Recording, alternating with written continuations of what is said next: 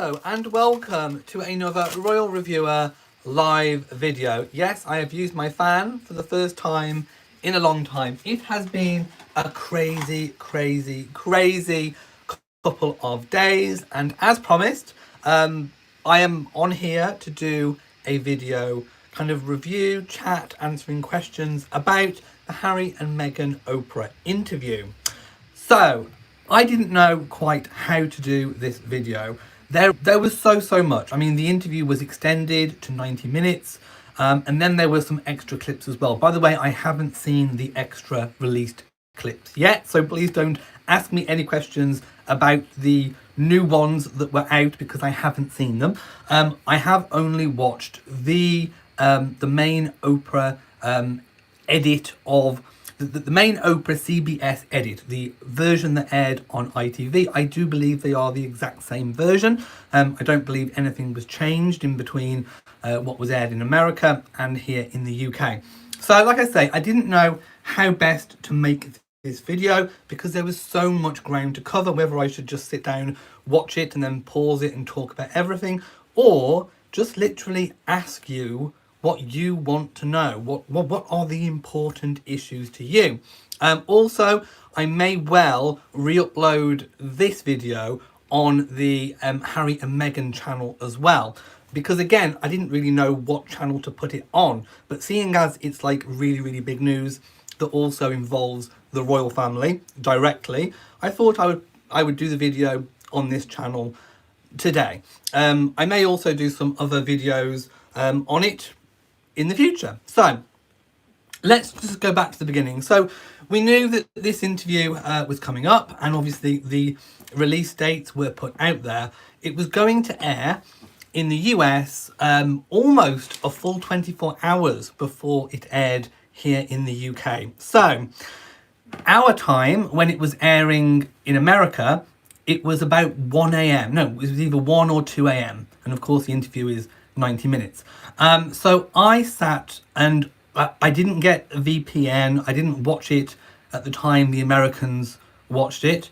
So I was I was watching and following all the live tweets. So I kind of got little snippets about what the interview was about, what was kind of spoken about. Then of course the following day, all the royal reporters had watched it and they were all kind of giving sound bites and their commentary about it.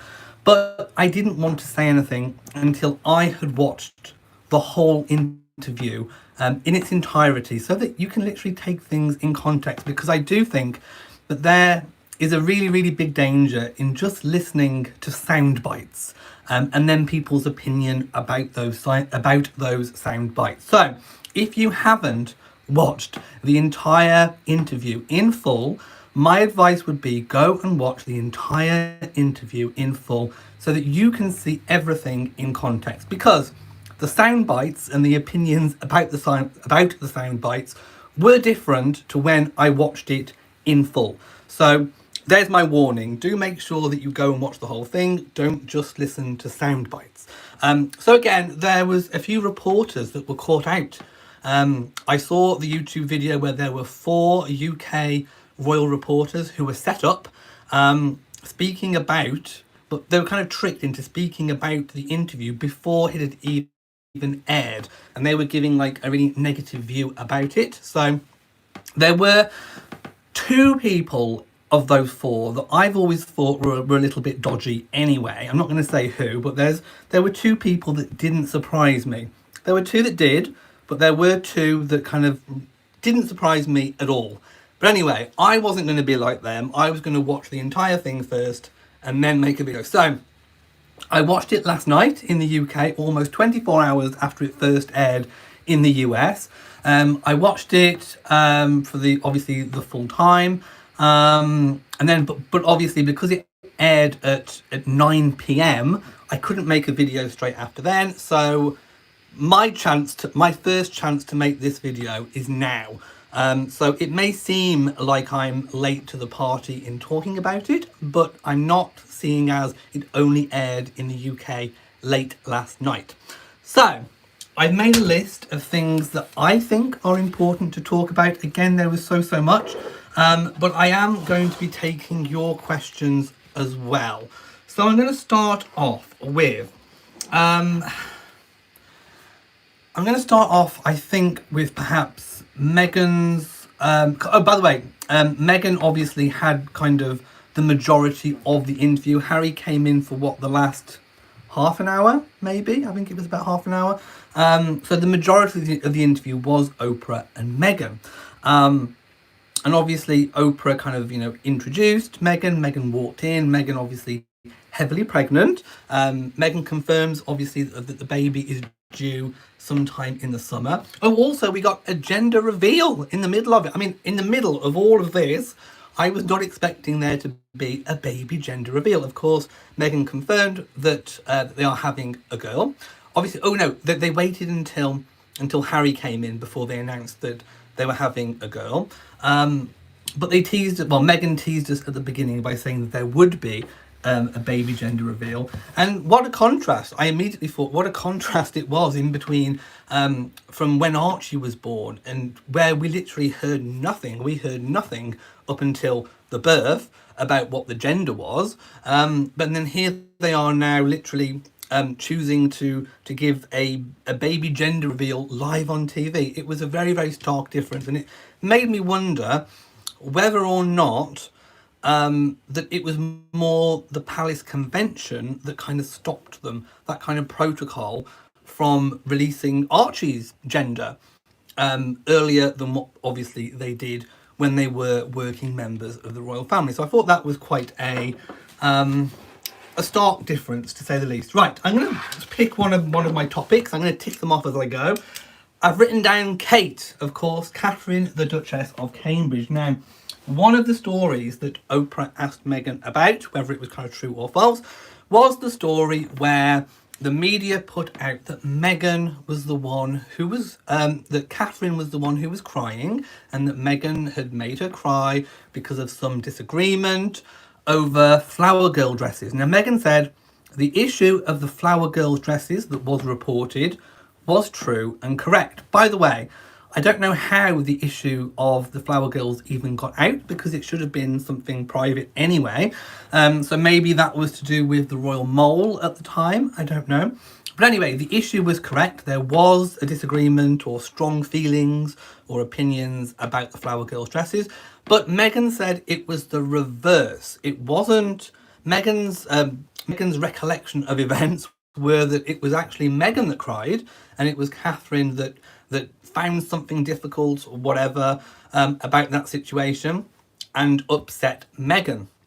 We think it was to do with tights. There was something come out saying that there was difference of opinions between whether the flower girls should wear tights or not. I think it was said Catherine wanted them to wear tights, Meghan didn't, whatever. Basically, Meghan didn't really have anything bad to say about Catherine, other than the fact that she just revealed that obviously, well, she corrected the truth, I suppose. She kind of just put it out there that it was the other way around.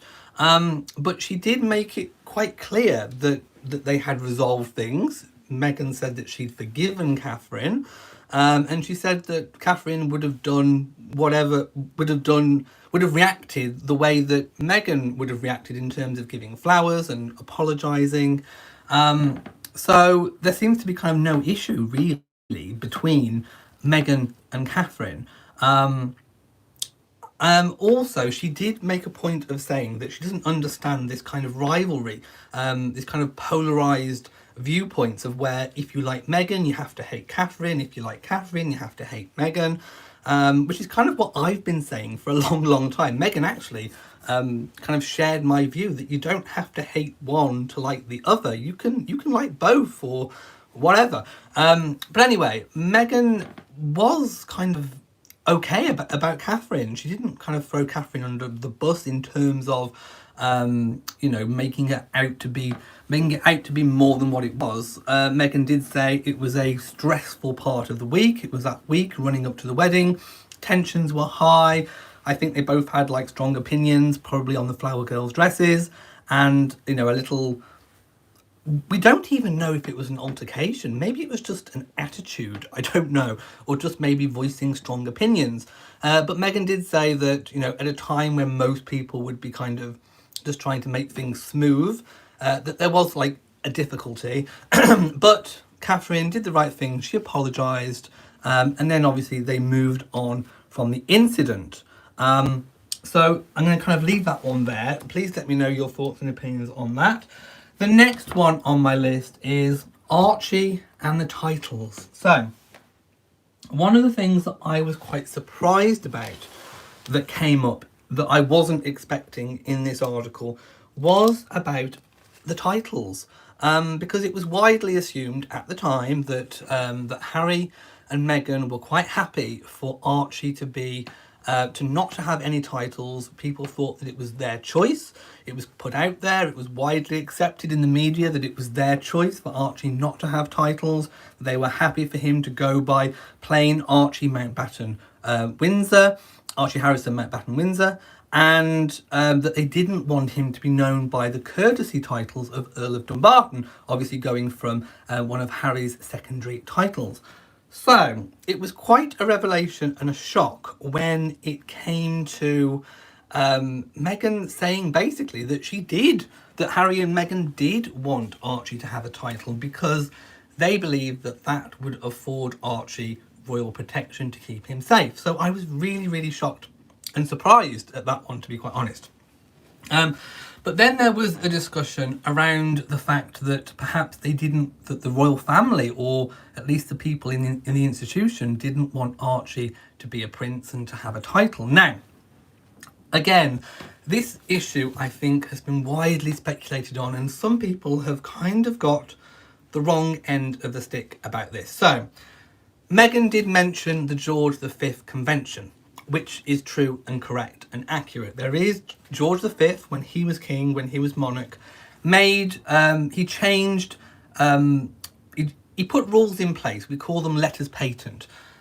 So he issued these rules, these new rules, limiting which of his descendants could be princes, princesses, HRHs. Now, he limited the HRHs to male line descendants, which is why Princess Anne's children were not automatically HRH and Prince and Princess. But the convention only went to, all male line descendants, except the children of the heir's child's children, if that makes sense. So basically, when Prince George was born, he was entitled to be an HRH by the George V Convention. But Louis and Charlotte were not, because they were the kind of secondary children, if you like. I know it's a bit of an archaic way to describe them, but the convention was that only George would, and then obviously when Charles is king, Charlotte and Louis would get the HRH. The Queen changed the George V Convention. She amended it with her own letters patent to include all children of Prince William. But at the time when that was changed in 2013, I do believe it was, that didn't include Harry's children. So Prince Harry knew that this was not going to be the case for his children since 2013. So, if that was the case, did Meghan and Harry want the Queen to amend the rules again to include his own children? And is this where that kind of discussion came in about what titles to give Archie? It also brings me back to this point about this long-held view, which I didn't necessarily believe up until now, that Prince Charles wanted a slimmed-back monarchy. And this has been out there for some time, but we haven't really seen any action on it. So, the discussions around this, could it have been actually what Meghan and Harry were saying was that oh, by the way, I keep darting from one thing to the other because there's so much information and things just keep popping into my head. So, under the current convention, which hasn't been changed, it hasn't been amended, when Charles is king, Archie and the baby girl that is to come will be entitled to be HRH and Prince or Princess. That hasn't changed. There has been no amendment to that. But there may have been talk about amending it in the future. And maybe that is what Harry and Meghan kind of weren't expecting. Maybe they were expecting that the current George V convention to just carry through, and then when Charles is king, Archie and newborn baby girl would be obviously HRHs and prince and princesses. But I think what Harry and Meghan overlooked on this occasion was actually Beatrice and Eugenie. So Beatrice and Eugenie were born princesses. They were HRHs from birth, and they had the princess status, basically. They had to give up, they had to relinquish their royal protection many years ago now. I'm probably thinking maybe 4-5 years ago. They had to give up their royal protection, their close protection officers, which of course is funded by the police, funded by the taxpayer. There was a big hoo-ha in the media that Prince Andrew wasn't happy that his daughters were having their protection removed. Anyway, the protection removal went ahead, and even till today, they do not receive royal protection. So, gone are the days when simply having an HRH meant that you automatically were entitled to royal protection. That ended with Beatrice and Eugenie. And I'm thinking that this is all about bringing in Prince Charles's long-held view that the monarchy should be reduced in terms of taxpayer expense. Beatrice and Eugenie do not perform any royal duties on behalf of the nation, and I think that it was Charles's kind of thoughts at the time, maybe having these conversations, that Archie should be brought in line with Beatrice and Eugenie, because he wasn't going to have a future public role. Meghan and Harry's perspective on this was that Archie was at risk and needed protection. He was the first child of a multiracial relationship within the royal family that would potentially bring together its own risks. And I thought a lot about this, and basically Archie would have, although he wouldn't have had close protection of his own, he would have vicariously had protection from Harry and Meghan's royal protection officers when he was with them, either as a couple or as an individual. Also, the main home of the royal that they are staying at has fixed protection. So Frogmore Cottage would have had this kind of fixed protection officers on a 24-hour basis. So even if Archie was left at home with a nanny, he would have had that protection at home. The only time that he would not have that protection is if, for example, he went into the park with the nanny, or when he starts school. Now, I'm thinking that at that point, when Archie was to start school, there could have been a discussion about whether or not he would have needed the royal protection to be there, whether or not the monarchy pays for it themselves, or whether or not Harry and Meghan were to fund their own funding of his protection for school. I think that issue would have come up, and quite rightly so, because we certainly don't want any children connected to the royal family at risk of harm, especially when their parents are working members of the royal family. So I kind of think the royal family were almost going to kind of park that issue until it came more to the forefront.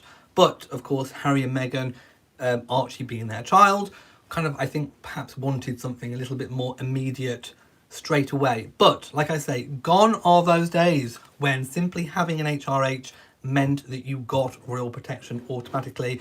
Just look at Princess Beatrice and Eugenie. They lost their royal protection. I don't think there was any more I'm going to go up and answer some questions before I move on. If it's something I'm going to talk about, I'll just kind of skirt over some of those questions. Vivian says the interview was 3.5 hours long and was cut down. Yeah, so there is probably a lot more footage that may turn up, I suppose. Let me kind of just scoot down so I can see if there's anything. Right. yeah, I'll go back up again in a moment and read some of the questions. So I've kind of spoke about the Archie titles, but like I say, the George V Convention remains unchanged. As of now, once Charles is king, unless Charles or the Queen in the intermittent period changes the rules, Archie will be entitled to be HRH and a prince, as will the new baby when new baby arrives. So I'm going to move on.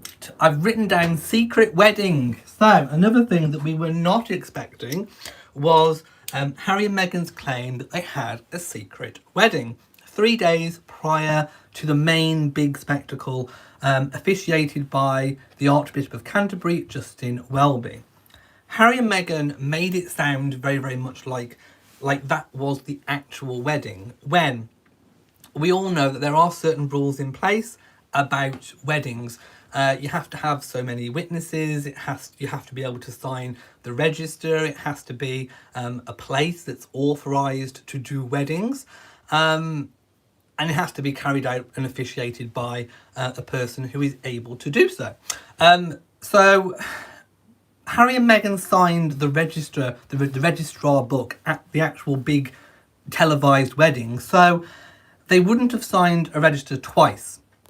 So what I'm thinking is that to Harry and Meghan, it was more of an exchanging of vows. It was a little bit more like, I suppose, a commitment ceremony, and I don't blame them for wanting to do that, because the main wedding was a big spectacle. It was created for the country, the Commonwealth, the world. It wasn't necessarily just their own private moment. So I can understand fully that they wanted a moment where it was just very, very personal between themselves. They must have written their own vows, which Meghan said that they have framed in their bedroom. I actually think it's quite a nice, lovely idea.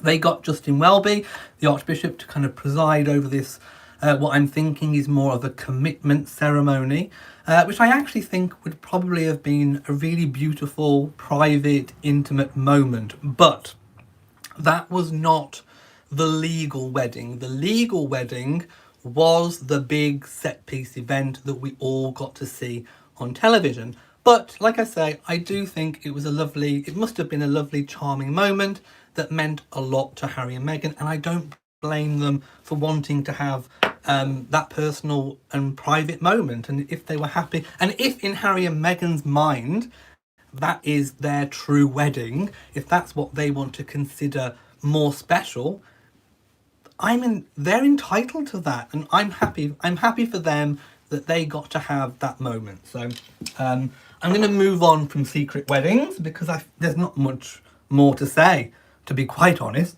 So next I am going to talk about kind of leading on from the title discussion. So Meghan said there were a few things going on around the birth. There was the discussion of titles, security, but there was also the discussion of Archie's, the baby that we now know to be Archie's, skin colour. And this was the moment when I did an Oprah. It was like, whoa, hold on, wait a minute. We were not expecting that. Now, in the intermittent time between watching that and watching interviewers come on British television talking about this issue, I've seen many varying opinions on this. Now, one thing British television has done quite a lot of in the last few days is they have had people of mixed race heritage. They have had people of colour discussing the Harry and Meghan interview. And one of the topics, quite rightly so, that's come up is this discussion about a member of the royal family asking a question which Harry would not reveal who it was or what the question was, about Archie's skin colour, what the skin colour would be of their unborn baby. Now, I'm going to say we do not know what context it was said in. We don't know who said it. I very much would love to know who it was. I don't think we're going to find out. Maybe we will. But like I say, I've seen so many different people come on the TV of mixed race heritage, people of colour, who have all had very different views on this. Some people have said that within their own private families that they have had discussions about the skin colour of their unborn baby. But I'm presuming that this was consensual discussions, that this was in, a safe space where everyone felt comfortable enough to discuss it. Then I've seen people say that this is not the done thing. So I would like to ask people to leave a comment here in this video. If you are a person of colour, if you are in a mixed race relationship, let me know what happen. What does typically happen. Do you have these conversations around your unborn child's skin colour? I don't know, so I'm asking the question, that is that kind of a normal thing?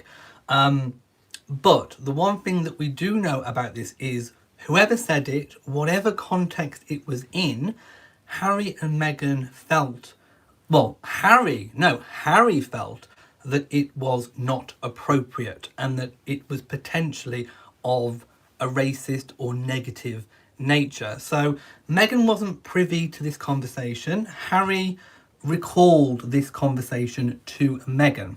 So obviously, whatever Harry told Meghan, Harry and Meghan collectively feel that it was said in a negative way.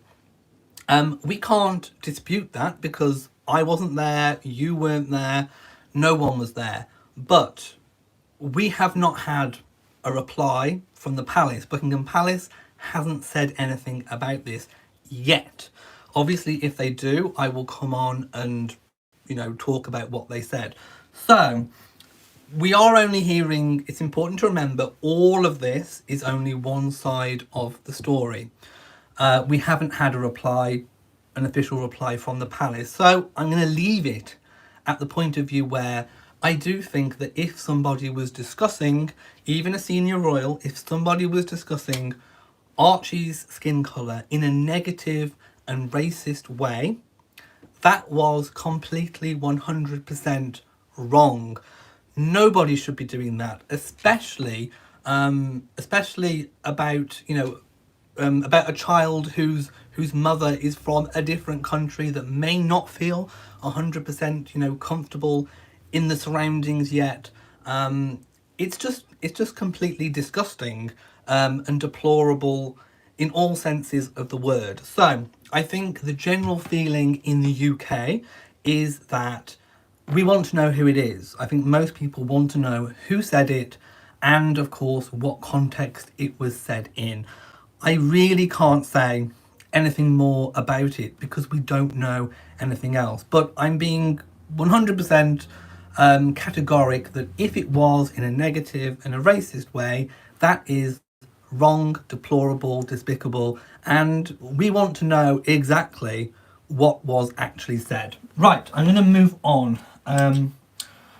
Meghan was actually, a lot of people were suspecting that Meghan might try to be disrespectful to the Queen.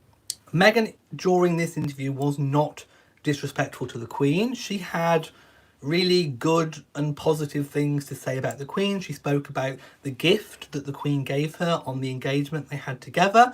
It was a pearl necklace. She said the Queen, and actually she said the rest of the royal family were incredibly welcoming when she first joined the royal family. So, oh, by the way, Oprah did confirm today, I did see, that that Harry and Meghan had relayed to Oprah that the person who made that remark about Archie's skin colour was not the Queen and was not Prince Philip. So the only other people who it could possibly have been, in most people's minds, were Charles or Prince William. Again, I'm going to leave that issue there for the moment. So Meghan wasn't disrespectful to the Queen.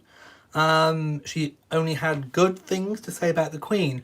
But Meghan referred to the institution a lot. The institution was a word that was most commonly used. And of course, the Queen is the head of this institution, the firm, the royal family, the monarchy. So the book ultimately does stop with the Queen. But I think Meghan was quite careful to make the separation between the mechanics and the mechanism of the monarchy and that of the family element. It is it's a family business. And sometimes the institution of monarchy is bigger than the actual family members at the time itself. Don't forget, this is spanning back over 1,000 years of history, all of which, the present royals are descended from. So Meghan was quite careful to make that separation, and she did say that the royal family accepted her, welcomed her, as we all saw. We all saw that Meghan was really, really welcomed by the royal family. She did say things changed when it got to the Australian tour. She hinted that perhaps there was an aura of jealousy, that perhaps the institution didn't necessarily think that she would do as well as what she did. One of the things that I've always said in my live chats was that Meghan was pretty much an oven-ready royal. She could do speeches. She was a really wonderful orator. She had the confidence. She had the kind of physicality to be able to do these engagements. She had the ideas. Meghan really was an oven-ready royal, and I don't think anybody can deny Meghan the fact that she was really, really good at the job. She was good at kind of connecting people. She was good at reaching out, in particular to the Commonwealth. I think, I've spoke about this on my channel before. So many people from across the Commonwealth that perhaps were not interested in monarchy were attracted by Meghan. Meghan kind of pulled in a lot of people to monarchy, and I think at the moment, now that Harry and Meghan are not part of the working royals, I think we are going to see a missed opportunity, shall we say. So yes, Meghan was quite respectful of the Queen and Prince Philip as well. I've got written down, I spoke about this briefly, I've got written down the institution versus family. So there is a very delicate balance. Oh no, I'm going to talk about celebrity first. Meghan did make the distinction that she wasn't necessarily, she said that she was naive going in, that she didn't really realise that the royal family is not celebrity. Now guys, I have been telling those of you who have watched my videos for so long, even from the days when I was sat in my kitchen talking about this, I have said categorically, time and time again, the royal family is not the same as being a celebrity. They are famous, they are well-known people, but the reasons are different. Meghan said she didn't realise that she was naive about that. But she said as soon as she was at Andrew and Fergie's house about to meet the Queen, and she was told, do you know how to curtsy? Sarah Ferguson taught her quickly how to curtsy when she got out of the car.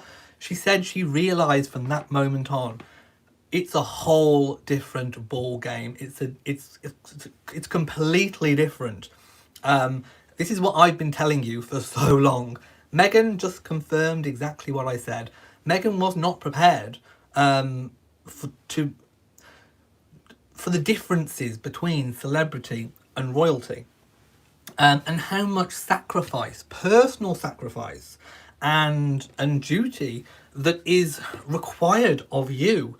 When you're a celebrity, you can pretty much do what you want. You can turn the tap on, turn the tap off. With monarchy, with royalty, you are on all of the time. And Harry kind of touched on the fact that, that his family are trapped, that they are trapped in this kind of institution. Harry managed to get away, but it is different.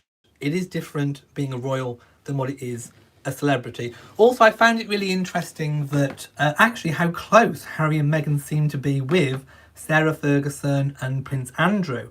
And also Princess Eugenie. I did not know that Meghan knew Princess Eugenie from even before meeting Harry. I did not know that, but it kind of makes sense because we had obviously the stories a while ago about Harry and Meghan allowing Eugenie and Jack to use Frogmore Cottage. We don't know if they're still using Frogmore Cottage or not, but it kind of shows the bond actually between the Yorks and Harry and Meghan. The fact that they went round each other's houses. Meghan did speak. I'll touch more on obviously Meghan's mental health issues while she was in the royal family. But she made a comment that one of Diana's friends helped her out a lot. That she spoke to one of Diana's friends. Now, Diana obviously had many friends outside of the royal family, but got me wondering who it was. And I don't know, there's just something in my head that's telling me that that Diana's friend who helped Meghan out, who could be the confidant, I'm going to say it, I'm going to call it. I think it was Fergie. I think the friend was Fergie. Fergie is unashamedly Fergie. She's authentically Fergie. She can't be anything else. Fergie is Fergie. Fergie's made mistakes. And it's in Fergie's mistakes, almost constant mistakes, that she has this kind of endearing quality. She also has this life experience of being where Meghan was. And who else better to be able to kind of almost be there for Meghan other than Fergie? Say what you like about Fergie, but I think, she would have helped. Also, being International Women's Day, if you check out Antonia Marshall on Instagram, one of Fergie's close kind of confidants, employees, I think even Antonia may even live on the Royal Lodge site, she made like an ode to Sarah, where I think she was kind of hinting about how selfless and reliable Sarah was. So yes, I think the person was Fergie. It's a guess, but I'm gonna call that friend as being Fergie. So, going back to the institution versus family, I think Meghan was very careful to separate the two. Harry made the distinction, kind of saying that also his family, that he feels his brother and his father are trapped too, obviously because of their lineage and their duty. Also, Meghan touched on the kind of very delicate balance. And again, this is something that I have been telling you for so long. This kind of delicate balance between the public, the monarchy, and the press. It's almost like an unwritten rule. Meghan said there's almost like this kind of unwritten rule between everything that kind of gels everything together. It's very nuanced. And there is this delicate balance. The monarchy only exists because the public allow them to be there. The monarchy gets great privilege, great wealth. They get to live in palaces and have protection and all the rest of it. They get to go and do things that mere mortals would never get to do ordinarily. But it comes at a price. You are expected to have a lifetime of duty and dedication and service to monarch and country. And that goes for the monarch as well at the top. And in between all of this, how does the monarchy get the support of the people? Well, the press are very vital in that. If you're getting bad press as a monarchy, then it affects basically the people have the power to call a referendum on whether the monarchy exists at all. So it is a very delicate balance. Prince Harry did say that he thinks his family are scared of the press. One thing I would say is that the press is becoming slightly less valuable because since social media, the palace has a lot more control over what they put out themselves. Facebook, Twitter, YouTube, the royal family can reach more people independently of the press than ever before. So there is a little bit of kind of the press are not as important as they were, the traditional print media, but they are still heavily influential. So there does exist this kind of royal rota system where so many reporters, journalists, photographers are invited, and then that gets passed out to the rest of the press journalists then obviously write up their pieces, and if you get unfavourable press, it can affect the kind of ratings of the royal family. Meghan, I think, touched on the fact that, sometimes this kind of little unwritten deals are kind of done between the royal family. We saw that when Princes William and Harry lost their mother. There was this kind of unofficial rule that the press would leave them alone in exchange for kind of regular access to their kind of key moments in life. William and Catherine have continued that on. William and Catherine largely get left alone, but in exchange for being largely left alone, you see regular photographic, video, updates, key moments of their children's lives. William and Catherine seemingly are happy to make that exchange. Harry and Meghan were not, and that's obviously their choice and right to do so. I'm going to move on because there's so much. I mentioned the Australian tour. That's when Harry and Meghan think that things started to turn, that the press really started to turn. Of course, we got some unfavourable articles.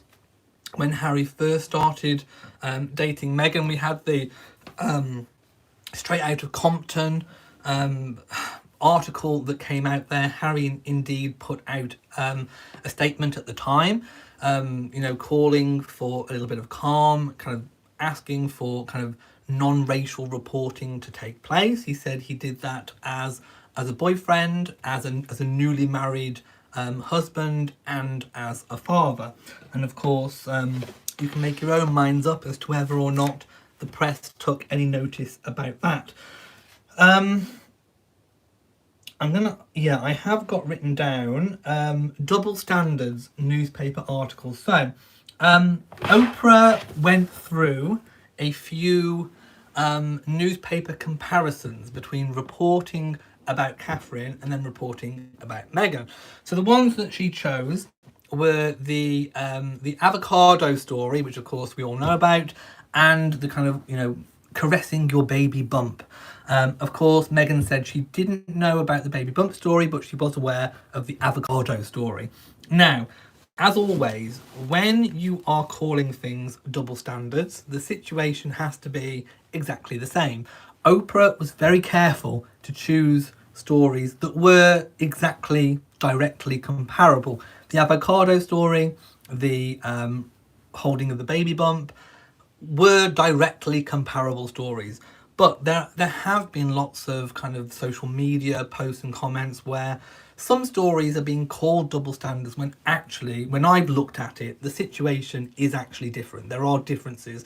For something to be a double standard, the situation has to be exactly the same for it to be a double standard.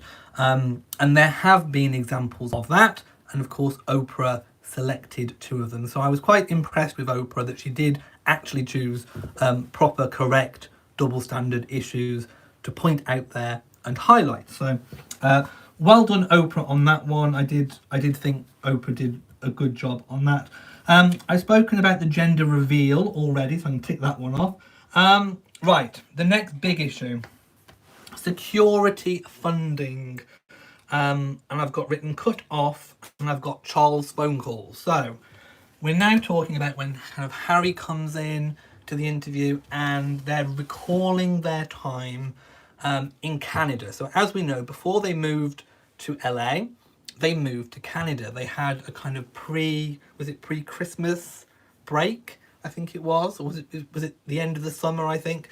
And they spent so many weeks in Canada before they released their statement. Now, Harry said that he hadn't blindsided the Queen. He said that there had been talks and discussions, that he'd even written down in writing to his father the date of when they were going to release this statement. Again, I will reiterate that this is one side of the story. We haven't had the other side of the story, but Harry said he wrote everything down. He said Charles stopped taking his calls and asked for everything to be in writing.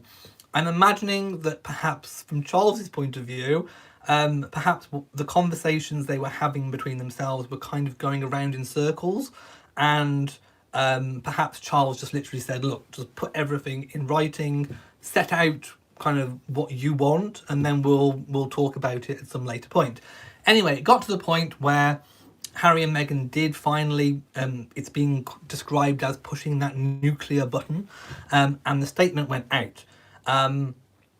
And it was about halfway through their time in Canada when the Daily Mail disclosed where they were staying. It wasn't long after when the security officers were pulled. Now, I will say, as a fact of matter, the royal family do not have a say directly in who or who does not have royal protection. They can have an opinion on it. I spoke just half an hour ago about the fact that Charles may have indicated that he didn't want security, the security costs to be for Beatrice and Eugenie, but ultimately it is up to the police, the Metropolitan Police, and it is up to the government. At the time, we had a senior government minister in charge of the police saying that they were going to take a look at security because there were concerns being raised that the public were obviously funding security for a prince who was not working for the monarchy and was living abroad. That was not seeming to be palatable for the British public, who in effect were paying for it. Harry's point of view when he came on the interview was that he was born a prince, therefore he kind of inherited this risk, and therefore he didn't ever think that his security would be taken away. Meghan kind of said, well, you know, take my security, take any security that Archie would have, but please don't take my husband's, keep him safe.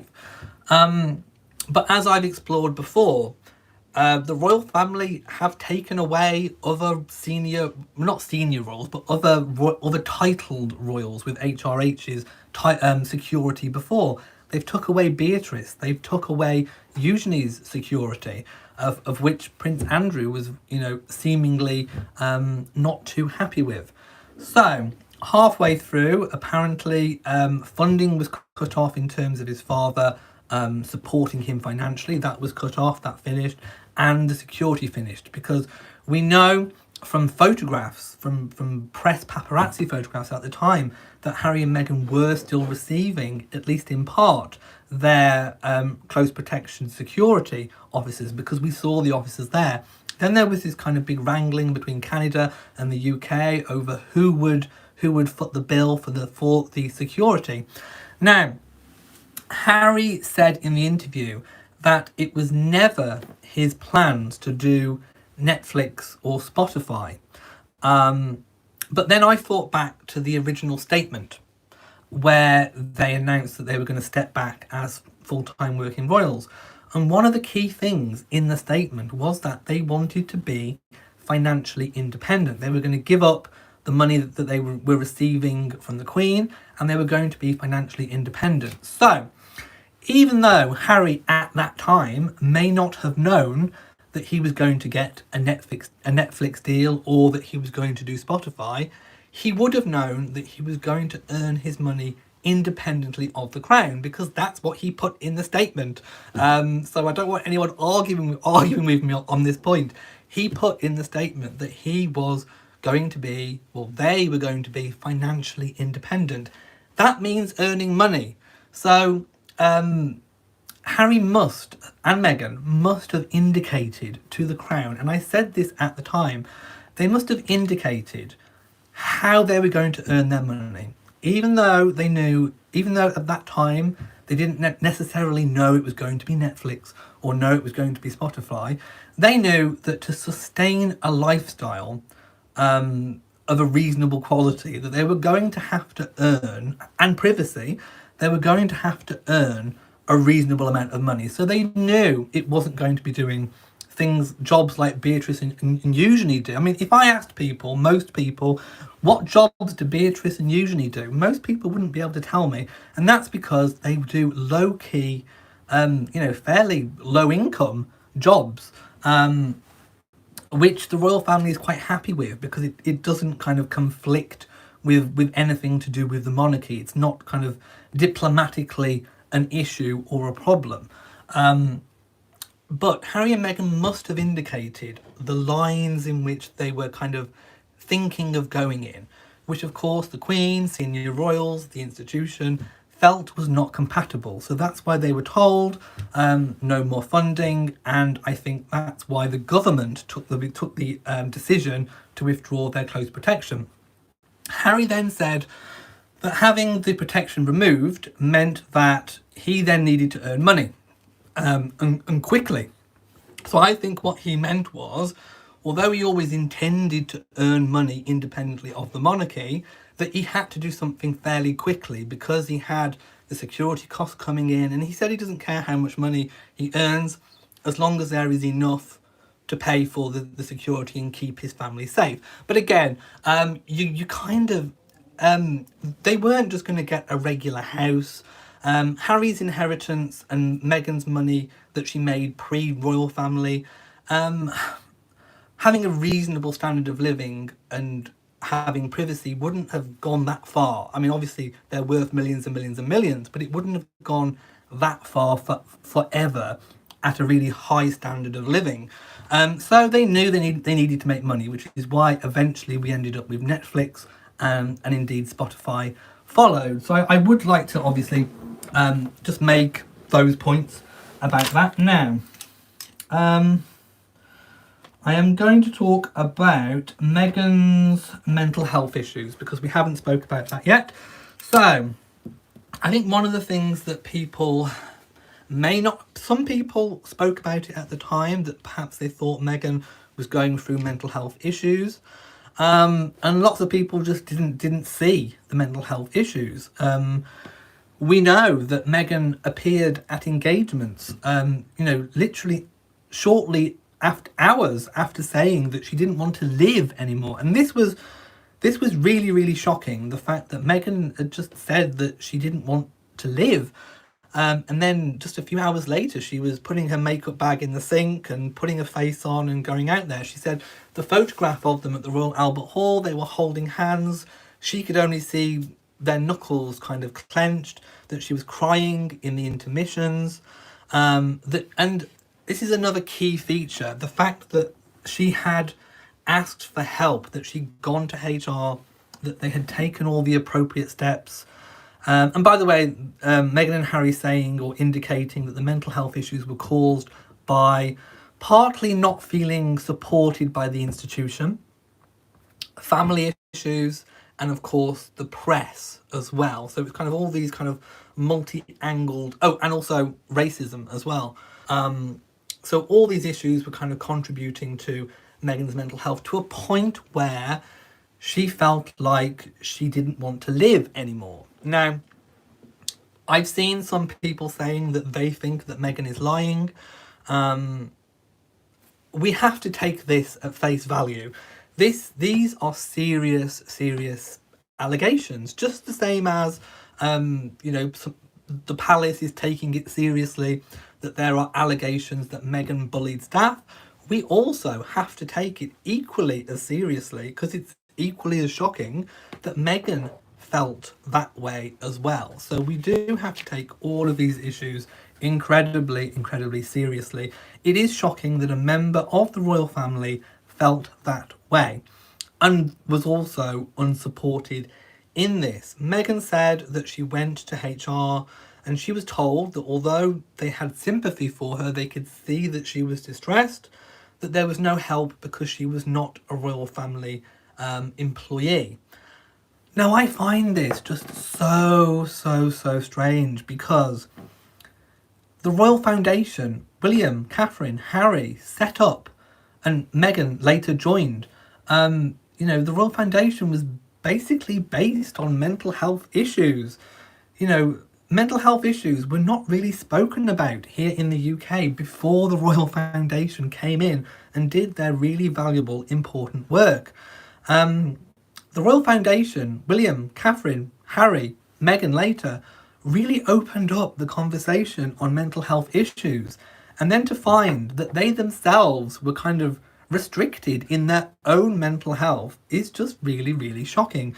Meghan indicated that she may have needed to actually go somewhere. So in the UK, we have a place called the Priory, which is like a mental health hospital, basically, where you go to have some rehab. It's like a rehab hospital. Lots of celebrities and high-profile people check themselves into the Priory.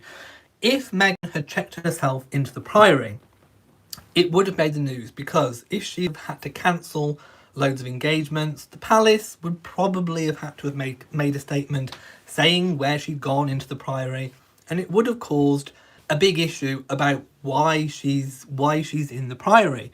Meghan says that she was told that it would be a bad look on the institution. Now, I think what's more of a bad look is what we're seeing now. So I find it really incredible that that was the attitude that was taken. I think also the palace missed an opportunity, in a way, to put a little bit of spin on it.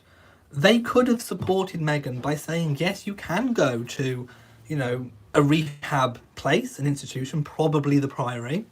And they could have actually made a statement at the time saying, Meghan has checked into the Priory, she's taking care of her mental health, because of a range of issues, because of misrepresentation, misreporting in the press.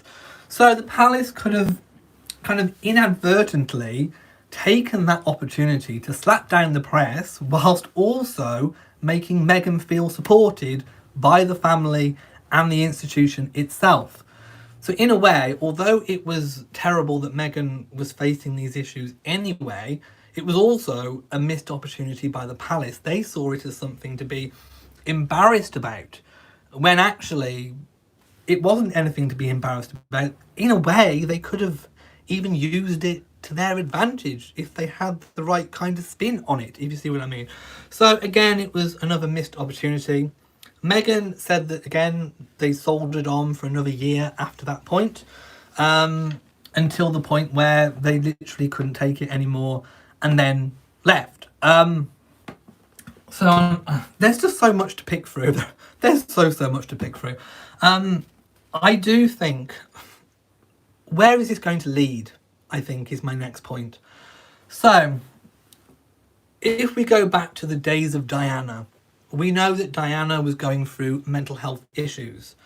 She left, and then obviously, ultimately, she died, rather sadly and tragically. I think what happened within the palace was that they froze. I think they literally froze. Lessons were said to have been learned. We saw a little bit of lesson in the fact that the palace made deals with the press so that Harry and William could grow up relatively without press intrusion. That kind of worked. But within the institution itself, there weren't any senior royals that were going through mental health issues. Princess Anne, is pretty solid. The Queen, Philip, Charles, a lot of the senior royals didn't need this kind of mental health interventions, seemingly. So I don't think anything was done. I don't think anything was put in place. The institution is very reactionary, but they don't normally preempt things. So I think what happened in the kind of 20-year intervening period after Diana's death was that nothing was done because it wasn't required, because no family member needed it. Catherine, coming into the family, had a tremendous run-up, years and years and years. She was known as Waity Katie Catherine was fully aware of what she was getting into, therefore, perhaps not necessarily the level of mental health issues. But then when Meghan came, again, by her own admission, naive, from a different country, not necessarily understanding the complexities of monarchy, of mixed race heritage, bad press, feeling the effects of racism, online trolling. It was a lot, and it was a melting pot, and Meghan needed that support, but the support wasn't there because they hadn't made the changes from when Diana was there. So what do I think needs to happen? I think the royal family do have questions to answer. I definitely think they need to make some kind of comment on the discussion regarding Archie's skin colour. I think they need to make some sort of statement on the state of their HR department. And yeah, there's probably a few other things as well that they need to kind of almost pass some kind of comment on. Do I think that the monarchy is in crisis? No, I think the monarchy is going through an incredibly turbulent period. I think the monarchy is going through a period, well, about to go through a period of immense change. One of the reasons why the monarchy has always survived is because it does change. It is adaptable. It's not necessarily very forthcoming with its changes, but it does, when it needs to, it changes, it evolves. It's a sad state of affairs that we've got to the point where there has had to be a casualty in this to force this change, but I do think there will be internal reviews. In my opinion, there are people that perhaps should not be working at the palace. I think it needs new people. I think it needs new people that are not going to allow, royal courts kind of pitting themselves against each other. Clarence House, Kensington Palace, Buckingham Palace. If I was in charge of all of that, heads would roll. I mean, seriously, heads would roll. I wouldn't accept, Prince Charles's staff throwing Prince Edward's staff under the bus, or William's staff, throwing Charles under the bus. I just wouldn't accept that. So I do think there needs to be a complete reorganisation. I think their HR department is not fit for purpose. Absolutely 100% not fit for purpose. And in today's world, where because of the Royal Foundation, we do have so much more conversation around mental health, people do not expect the royal family to be immune from mental health issues. In fact, it's shocking that they weren't included in the palace HR when it comes to mental health issues. Most people are shocked at that wasn't considered. And I don't think the people would have felt any differently or about Meghan had she have checked herself into some kind of mental health rehabilitation hospital facility, whatever you want to call it. Harry, in the Bryony Gordon interview, did say that he had had therapy, that he had been having some kind of mental health counselling to deal with the issues surrounding his mother. Meghan obviously could have had access to that as well. I don't think the palace were saying no to having, counselling. But if the palace were worried about appearances, about Meghan going into a place, I don't understand why they didn't just suggest that, why don't we bring facilities in? Why don't we get in-house help for Meghan? So I would also like to kind of put that out there as well. Now, I'm going to move on. Like I say, we have a lot of ground to cover, and I'll probably be coming back and doing more videos in the future anyway. I've got written down relationship with William. So Harry said the relationship is one of space. I think that kind of indicates that they aren't speaking very much. There was lots of talk about perhaps that they're doing video conversations and things. To me, Harry's answer about, it's a relationship of space, to me indicates that they are not really talking, that they are not really involved in each other's day-to-day activities. And I said before in previous videos that I think now should be a time of healing for both of them. And also Harry said that he, as a priority, he wanted to rebuild the relationship with his father. One of the senses we got from this whole interview was that the relationship breakdown is just so sad. To almost see family, private relations just crumble is quite shocking. And Harry indicated that his relationship with his father needs a lot of work. He said he wants to make it a priority, and obviously the one with William is one of space. My initial thought was, I'm not entirely sure by doing this interview that is a good start in terms of working on your relationship with your father. I would love to know. I think many people would love to know what William's thinking, what Charles is thinking. But perhaps from Harry and Meghan's point of view, it was quite cathartic to get all of this out so that then they can start rebuilding those relationships. It's certainly a way of going about doing it. So maybe this is like the base point of the rebuilding. Maybe from Harry and Meghan's point of view, they needed to do this to then begin to rebuild. But, it may have caused some damage to the royal family, to the institution itself. And like I said, one of the things that needs to be done is a lot of the institution part of the monarchy needs really looking at and needs completely redressing and rebalancing. And one of the ways to do that is to completely look at staff, who you have working for you. I'm going to go down as well. Okay, I've literally spoken about everything on my list. So there was so much, I probably forgot things. So please comment to me if you have any questions that you think that you would like answering. Sharona, I haven't pre-read the question, but I'm going to read it anyway. Were you surprised that Meghan touched on that she touched on a miscarriage, but Oprah chose not to comment on it?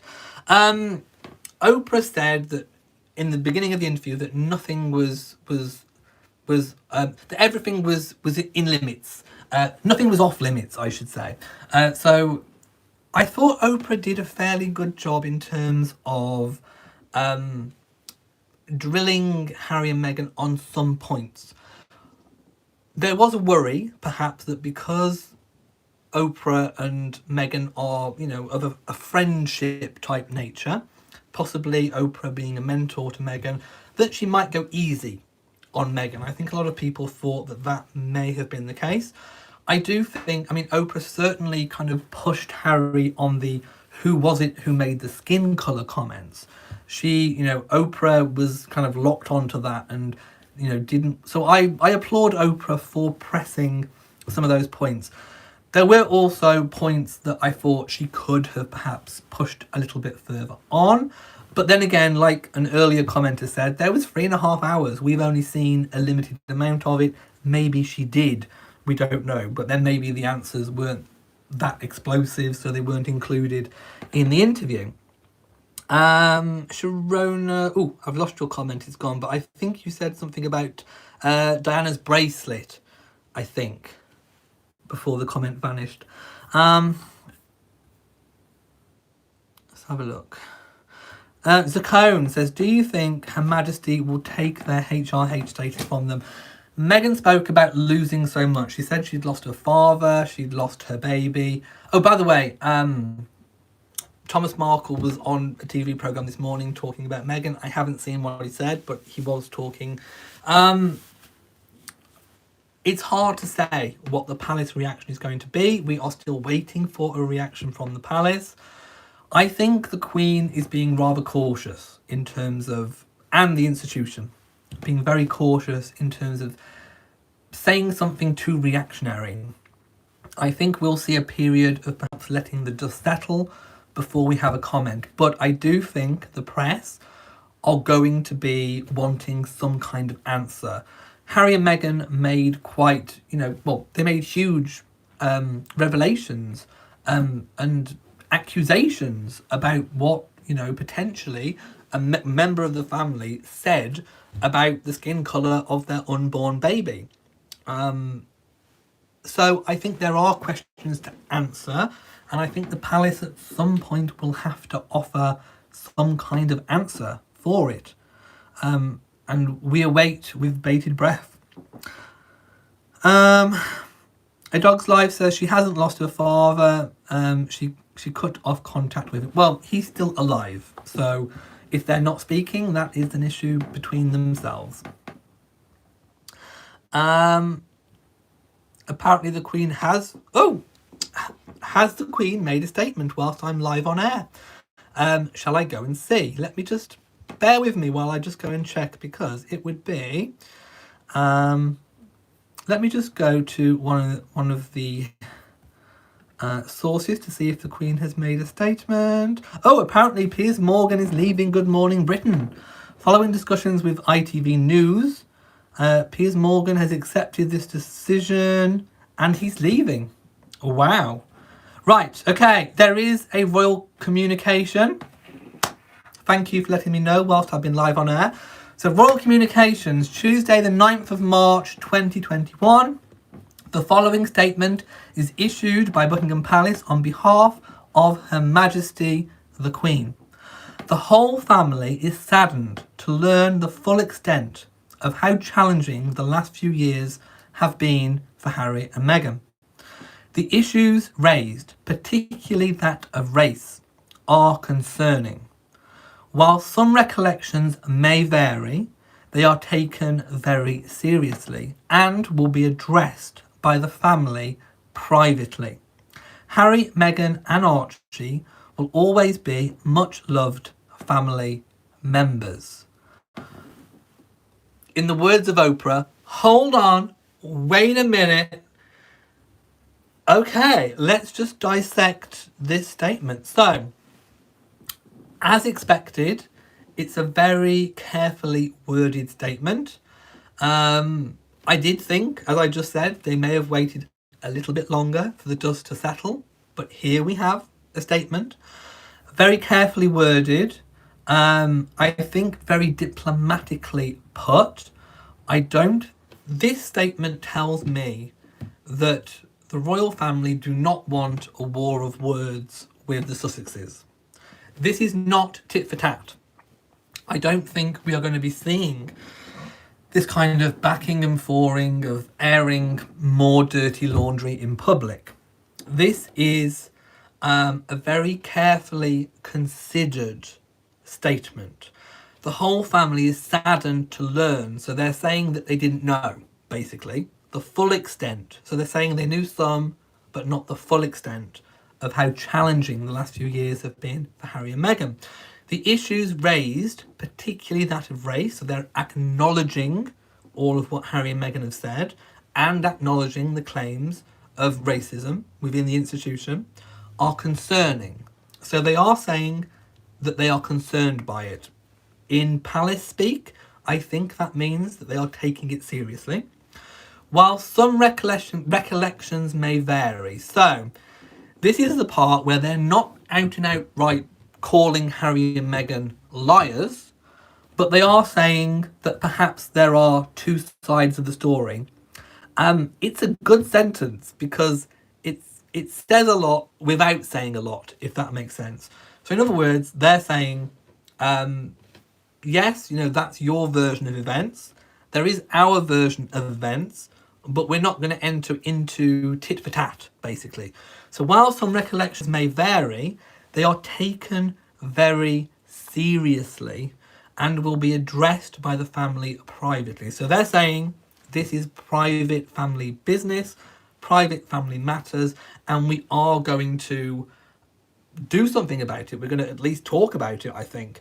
Again, it remains to be seen whether or not this is actually actioned in private. But anyway, Harry, Meghan and Archie will always be much loved family members. So the Queen very much reiterating what she said about Harry and Meghan in all of the statements. Very much saying they are still much loved family members. I think at this moment in time, that royal communication is probably the best kind of tone, because it's not going to incite anything. It's not going to enter into this kind of tit for tat. It's not going to play one off against the other. I think it sets the right kind of tone, to be quite honest. And I would love to see again what kind of reactions are coming out about that. So apparently that communication was about an hour ago. So obviously whilst I've been on air. But yeah, Piers Morgan has apparently left Good Morning Britain as well. Right, I'm going to go to the comments section because I need to see what people are saying about this. Yeah, I agree. Gala says, but that doesn't mean anything will be resolved. No, it just means that they're going to hopefully have private conversations behind the scenes that we will not be party to. Kay Hender says, I appreciate the Queen's statement. It was sensitive to Harry and Meghan and hopefully will calm things down. Yes, the entire statement was all about calming things down. I don't think that sort of statement is going to incite Harry and Meghan. It's not going to necessarily incite anybody. I think it's very calming. And that statement would have been approved wholeheartedly by the Queen directly. Laurie says, I'm hoping this will open private lines of communication. Absolutely. Yeah. And yes, she did wear Diana's bracelet in the interview, obviously to...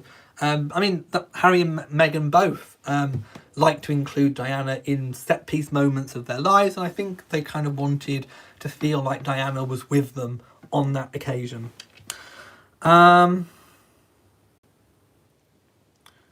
Yeah, so, IBM says, what happens to Beatrice and Eugenie if they want to leave since they don't have security? Nothing. Beatrice and Eugenie don't have to leave anything because they've never been full-time working royals. They don't have security, so Beatrice and Eugenie are just going to carry on as they always have been, which is kind of somewhat between a rock and a hard place, typically. Let's have a look. Cher says, what about payment for Harry for all the years he's been working and making the money? No, it doesn't work that way. When you're doing public service on behalf of a country as part of the monarchy, you do it because that is your position and status. Your payment is the fact that you've had a life of privilege and luxury, first-class treatment, preferential treatment, houses, cars, luxuries. That is your payment. That is your compensation for a lifetime of duty and service. So it doesn't work that way. There will be no compensation for anything because it's not required. Bobby says, Meghan did say they could contact the Queen easier now. They are no longer working royals.